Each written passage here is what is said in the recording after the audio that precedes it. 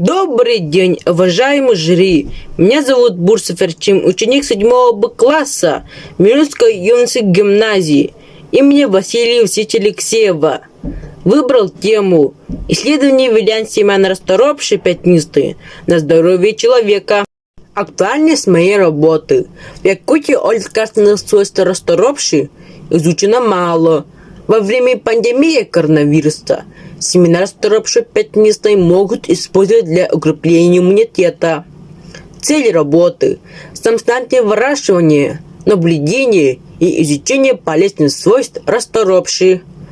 Поставленные задачи данной исследовательской работы – узнать, почему расторопшую пятнистую называют лекарственным растением, выяснить лечебные свойства семян расторопшей, самостоятельное выращивание расторопшей из семян.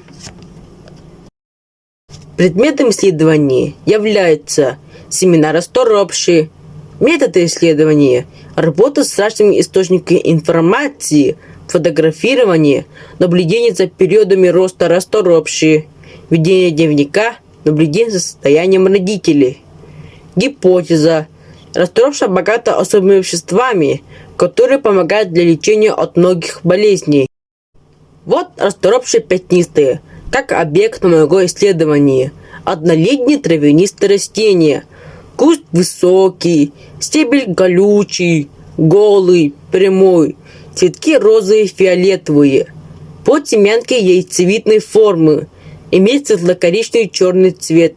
Цветет в июле-августе. Запаха нет, вкус горький. Сейчас растение широко распространилось по миру.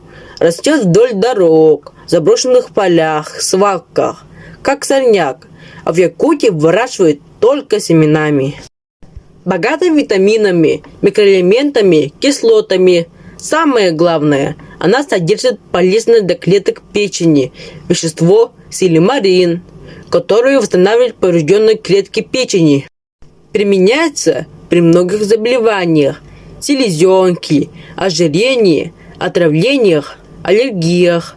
В основном применяется для лечения болезней печени. По моему наблюдению, она укрепляет иммунитет, успокаивает аллергические реакции. Впервые я увидел это растение у знакомой моей матери и был очень удивлен этим колючим и большим кустом. Некрасивое растение.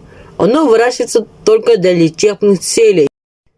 Сперва я замочил семена на влажной туалетной бумаге до появления первых ростков. Ростки появились очень быстро. Потом пересадил заранее подготовленный грунт. У меня выросла здоровая и крепкая рассада расторопшей, с меня ростом и очень колючие.